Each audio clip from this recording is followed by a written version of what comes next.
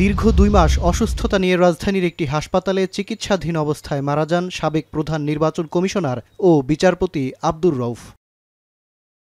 সোমবার জাতীয় ঈদগাহ মাঠে মরহুমের পরিবারের সদস্যদের সঙ্গে জানাজায় অংশ নেন অন্তর্বর্তী সরকারের 2 উপদেষ্টা, ভারপ্রাপ্ত প্রধান বিচারপতি, অ্যাটর্নি জেনারেল ও আইনজীবীরা। এ সময় জানাজায় অংশগ্রহণকারীরা বলেন, যে কোনো দায়িত্বই অত্যন্ত সততার সাথে পালন করেছেন বিচারপতি আব্দুর রউফ।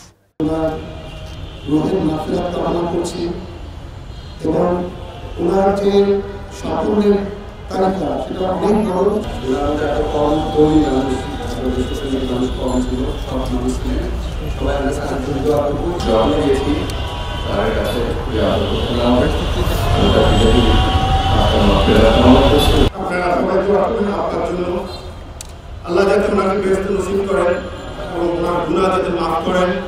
1934 সালে ময়মনসিংহে জন্মগ্রহণ করেন মোহাম্মদ আব্দুর রউফ। লেখাপড়া করেছেন ঢাকা বিশ্ববিদ্যালয়ে। আইন পেশায় কর্মজীবন শুরু করেন। 1982 সালে বিচারক হিসেবে যোগ দেন হাইকোর্টে। প্রতিকূল সে সময়ের ন্যায়নিষ্ঠ বিচার ব্যবস্থাকে আজও স্মরণ করেন আইনজীবীরা। তিনি যখন বিচারক হিসাবে হাইকোর্ট বিভাগে এবং সুপ্রিম কোর্টের আপিল বিভাগে দায়িত্ব পালন করেছেন, আমরা তাকে একটা অসাধারণ বিচারক হিসাবে পেয়েছি।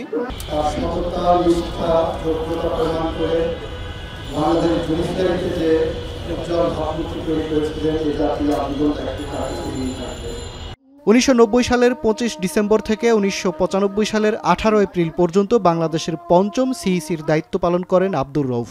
রাজনৈতিক নেতারা বলেন, 1991 সালে বাংলাদেশের অন্যতম সেরা ও ঐতিহাসিক নির্বাচন জাতিকে উপহার দিয়েছিলেন তিনি। বাংলাদেশে যে নির্বাচনটা 91 সালে হয়েছে, যেটাতে বেগম খালেদা জিয়া প্রধানমন্ত্রী হয়েছিলেন, বাংলাদেশের ইতিহাসে এর আগে এবং পরে এই রকম গ্রহণযোগ্য নির্বাচন কেউ করতে পারে নাই। বাংলাদেশের রাষ্ট্রপতি পদটা নিয়ে একটু খুব দোদুল্যমানতা ছিল। তখন ওনাকে রাষ্ট্রপতি করার জন্য বিভিন্ন দিক থেকে অনেকে প্রস্তাব দিয়েছিল। বিগত সময়ে সরকারের স্বৈরাচারী নানা সিদ্ধান্তের প্রতিবাদে বলিষ্ঠ ভূমিকা রেখেছেন বিচারপতি আব্দুর রউফ। নিজস্ব মতামত, দর্শন ও চিন্তাধারায় আব্দুর রউফ দেশের রাজনীতিতে ইতিবাচক প্রভাব রেখেছেন বলে মত তরুণ রাজনৈতিক নেতাদের। একটি চমৎকার পরিচ্ছন্ন জীবন যাপন করেছেন, যা আমাদের জন্য অনুকরণীয়। আমরা আশা করি তরুণ প্রজন্ম তার এই দেখানো পথে এই বাংলাদেশকে গড়ে তোলার জন্য চেষ্টা করবে ইনশাআল্লাহ। ময়মনসিংহ সদরে স্থানীয় মসজিদে জানাজা শেষে মরহুমের শেষ ইচ্ছা অনুযায়ী মায়ের পাশে দাফন করা হবে সাবেক এই প্রধান বিচারপতিকে। মাজহার মাহবুব, এখন, Dhaka. Colour expert, George sap এবং মাইল্ড অন হ্যান্ডস টেকনোলজি সমৃদ্ধ অরিক্স ক্রিস্টাল ওয়াশ আপনার লন্ড্রি এক্সপার্ট।